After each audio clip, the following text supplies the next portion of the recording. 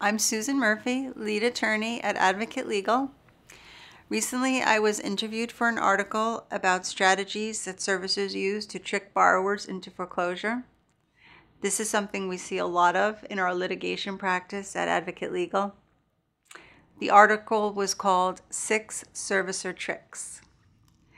To understand why the servicer wants to trick you, you should first understand the difference between a servicer and a beneficiary. The beneficiary is the entity that holds your debt, in most cases a securitized trust made up of investors with shares. The beneficiary cares if you pay them back. The servicer, like NationStar or Ocwen, owns only the servicing rights to your loan, which allows them to collect fees if you default and also to be paid first if there is a foreclosure. Because a servicer benefits more by foreclosure than by modification or by you paying back, they don't really care if you pay back. In fact, they don't want you to. This conflict of interest between the servicer and the beneficiary is what leads to the following servicer tricks. First trick, refusing payments. One day your automatic payment is returned to your account, or you receive a check back in the mail.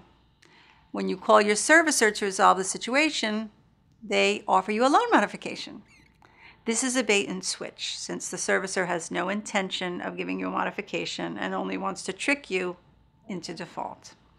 Once you are in default, they can string you along for months or years, making foreclosure inevitable. Second trick, switching servicers during a modification. They may switch you after you've made 2 payments on your trial payment plan and are just about to get a permanent modification.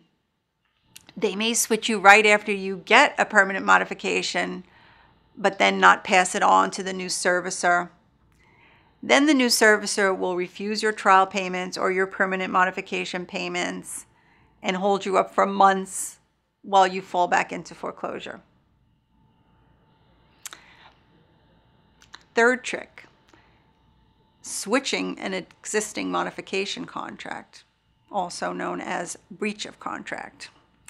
This occurs when you have a modification and you've been paying on it for a while, and suddenly the servicer sends you a new modification. Of course, it has a larger balloon payment or a larger principal balance. Something's not good.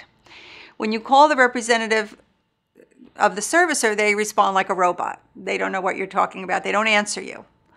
Eventually, you will accept the new contract and start paying on it, or the servicer will simply stop accepting your payments, again, throwing you into foreclosure. The fourth servicer trick is excessive fees.